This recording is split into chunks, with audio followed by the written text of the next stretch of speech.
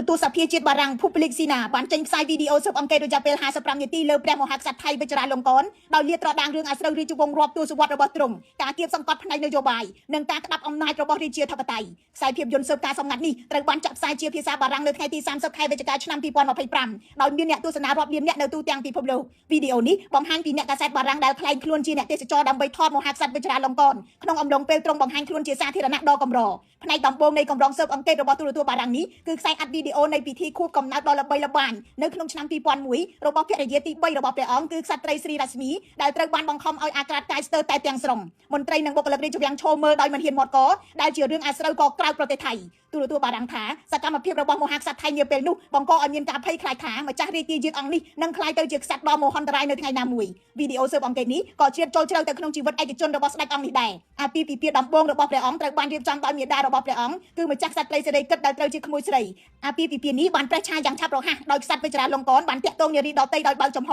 បន្ទាប់មកព្រះអង្គបានរៀបការជាមួយនឹងតារាសម្ដែងម្នាក់ជាភរិយាទី2និងមានកូនប្រុស4នាក់ដែលក្រោយមកត្រូវមហាក្សត្រអង្គនេះបណ្ដេញចេញពីប្រទេសថៃទៅសហរដ្ឋអាមេរិកទូរទស្សន៍បារាំងថាស្ដេចវជ្រាលង្កនបានបញ្ចេញរូបថតអាក្រាតកាយរបស់ភរិយាទី2ដើម្បីបំផ្លាញកេរ្តិ៍ឈ្មោះក្រៅពីរឿងអាស្រូវស្នេហាវីដេអូស៊ើបអង្កេតនេះបានបង្ហាញពីរបៀបដែលស្ដេចវជ្រាលង្កនពង្រឹងអំណាចបន្ទាប់ពីឡើងគ្រងរាជ្យនៅឆ្នាំ2016ព្រះអង្គបានសរសេររដ្ឋធម្មនុញ្ញឆ្នាំ2017ឡើងវិញដើម្បីគ្រប់គ្រងការិយាល័យទ្រព្យសម្បត្តិរាជវង្សដោយផ្លាស់ប្ដូរទ្រព្យសម្បត្តិជាតិទៅជាចក្រភពឯកជនដែលមានតម្លៃប្រហែលពី30ទៅ60ពាន់លានដុល្លារការកែប្រែនេះធ្វើឲ្យព្រះអង្គក្លាយទៅជាមហាក្សត្រដែលមានទ្រព្យច្រើនជាងគេបំផុតនៅលើពិភពលោកការចោទប្រកាន់ពីបទប្រមាថព្រះមហាក្សត្របានឡើងទៅដល់ជាង800ករណីជារៀងរាល់ឆ្នាំហើយនិស្សិតសកម្មជននិងមេធាវីផងត្រូវជាប់ពន្ធនាគាររាប់ទសវត្សរ៍ខ្សែវីដេអូនេះរំលឹកឡើងវិញនៅការបាត់ខ្លួនរបស់អ្នកប្រឆាំងរាជានិយមយ៉ាងហោចណាស់9នាក់នៅប្រទេសឡាវនិងកម្ពុជាផងទូរទស្សន៍បារាំងដដែលបានទម្លាយបញ្ហានៃការស្នងតំណែងក្នុងព្រះជន្ម72វស្សាមហាក្សត្រវជ្រាលង្កននឹងមិនទាន់ដាក់ឈ្មោះអ្នកស្នងតំណែងនៅឡើយទេព្រះអង្គម្ចាស់ឌីផាខនដែលជាអ្នកស្នងតំណែងផ្លូវការតែមួយគត់មានបញ្ហាប្រឈមនៅក្នុងការអភិវឌ្ឍបញ្ញាស្មារតីឋានៈដែលរាជបុត្រាដែលនិរទេសខ្លួននៅអាមេរិកកំពុងវិលត្រឡប់ទៅថៃវិញ